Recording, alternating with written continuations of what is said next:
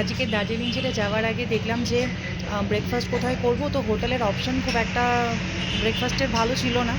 তো আমরা রেডি হয়ে বেরোলাম, বেরিয়ে কেভেন্টাস একদম ফাঁকা, নিজের ইচ্ছে মতন পছন্দ মতন জায়গা খুঁজে নিলাম, রোদ দেখে বসে পড়েছি। সামনে এদিকটায় রয়েছে আমার এদিকটায় রয়েছে কাঞ্চনজঙ্ঘা।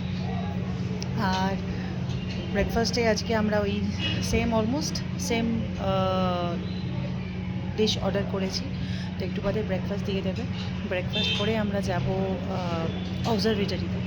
ওখানে খানিকক্ষণ সময় কাটিয়ে আমরা রুমে এসে ফ্রেশ হয়ে বেরিয়ে পড়ব। তারপরেরটা কী করব আজকে সারাদিন পরে জানাচ্ছি।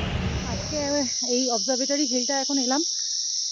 এখানে সবাই বলছে, যারা লোকাল রেসিডেন্ট তারাও বলছে যে আজকে যত সুন্দর কাঞ্চনজঙ্ঘা দেখা যাচ্ছে এই সিজনের, আজকের ভিজিবিলিটি হচ্ছে বেস্ট।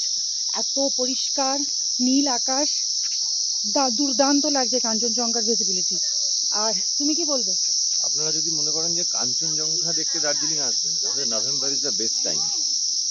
মার্চ সিজন অনেকেই বলবে অক্টোবর থেকে মার্চ, বাট বেস্ট টাইম হচ্ছে নভেম্বর। মানে যদি লাক খুব খারাপ না হয় তাহলে সারা নভেম্বর জুড়ে এরকম ব্লু স্কাই, আর যেহেতু বর্ষার পরে তাই জন্য গাছগুলো একদম সবুজ থাকে, আর এরকম ঝকঝকে কাঞ্চনজঙ্ঘা দেখা যায়।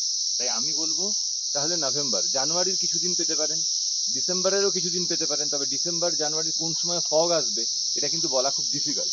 দারুণ কাটলো শেষ দুদিন, মানে স্মৃতিতে একদম গাঁথা থাকবে।